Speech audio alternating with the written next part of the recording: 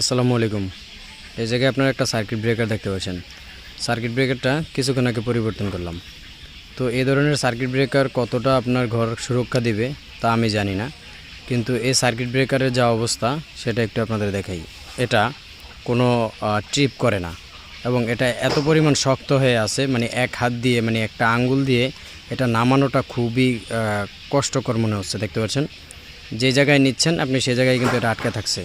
দেখতে পাচ্ছেন, এই সার্কিট ব্রেকারে কি কাজ করবে, এটাকে কোনো মানে কাজ যে করবে বা এটা যে ভালো আছে আপনি কিভাবে বুঝবেন, বা আপনার ঘর যে সুরক্ষা দেবে? এটার কাজ তো হচ্ছে যদি শর্ট সার্কিট হয় তাহলে কাজ করবে, কিন্তু এটা শর্ট সার্কিট কেন? ঘর যদি পুড়ে যায়, ঘর তারা যদি আগুন ধরে যায়, তারপরে এই সার্কিটে কিন্তু কোনো কাজ হবে বলে মনে হচ্ছে না। দেখতে পাচ্ছেন, এলএস কোম্পানি, সম্ভবত এলএস কোম্পানির একটা সার্কিট ব্রেকার। তো আমি এখনও পর্যন্ত এটার নামে এখনও পর্যন্ত শুনি না যদিও।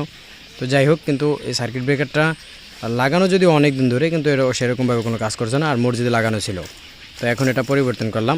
দেখতে পাচ্ছেন এটার অবস্থাটা কি, মানে এটা কোনো কাজই করে না। ঠিক আছে, তো এই ধরনের সার্কিট ব্রেকার থেকে বিরত থাকুন এবং চেষ্টা করবেন সবসময় একটু দাম বেশি হলেও একটু ভালো জিনিস লাগানোর ট্রাই করবেন সবসময়। এতে আপনার জন্য এবং আপনার ঘরের জন্য বেশ উপকার এবং ভালো হবে বলে আমি মনে করছি। তো ধন্যবাদ সকলকে। আসসালামু আলাইকুম। যেহেতু ইলেকট্রিক জিনিস, আপনারা একটু চেষ্টা করবেন মানসম্মত জিনিস লাগানোর, সেক্ষেত্রে আপনাদের জন্য উপকার হবে বলে আমি মনে করছি।